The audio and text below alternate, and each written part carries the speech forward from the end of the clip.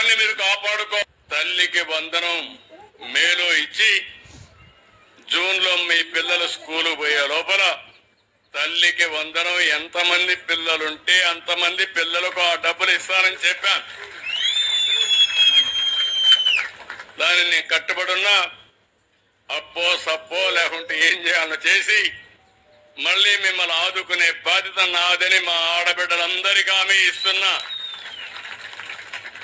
మొన్నే మీరు చూశారు, వంట గ్యాస్ సిలిండర్లు నేనే ఇచ్చాను ఆ రోజు డాక్రా సంఘాలకి.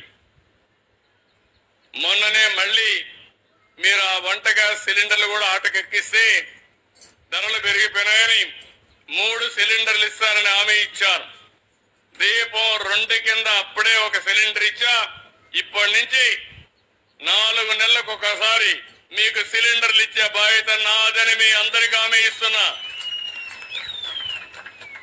ఇంకొక పక్కన 20,000 రూపాయలు ఇస్తా అన్నాం. కేంద్రం 6,000 రూపాయలు ఇస్తా ఉంది. మిగిలిన 14,000 రూపాయలు 3 ఇన్స్టాల్మెంట్లో రైతులకు ఇచ్చే బాధ్యత మేము తీసుకుంటాం. రైతులకు గిట్టుబాటు ధర ఇస్తాం. మార్కెట్ ఇంటర్వెన్షన్ లో ఉంటాం. ఏ రైతు ఇబ్బంది పడకుండా ఏవైతే ఈరోజు సంస్కరణలు వస్తున్నాయో టెక్నాలజీ పెరిగింది అవన్నీ ఉపయోగించి మిమ్మల్ని ఆదుకుంటామని చెప్పి కూడా నేను మీకు తెలియజేస్తున్నా. సముద్రం పక్కన మనం చూస్తున్న మత్స్యకారులు ఉన్నారు. చేపలే వృత్తిగా జీవిస్తారు.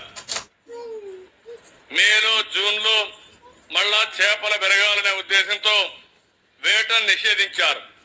అందుకే వాళ్ళందరికీ ఇంటింటికి 20,000 రూపాయలు ఇస్తారని చెప్పాం. ఏప్రిల్లో ఇస్తామని చెప్పి కూడా నేను మీకు తెలియజేస్తున్నా. ఇలాంటి కార్యక్రమాలతో మనం ముందుకు పోతున్నాం.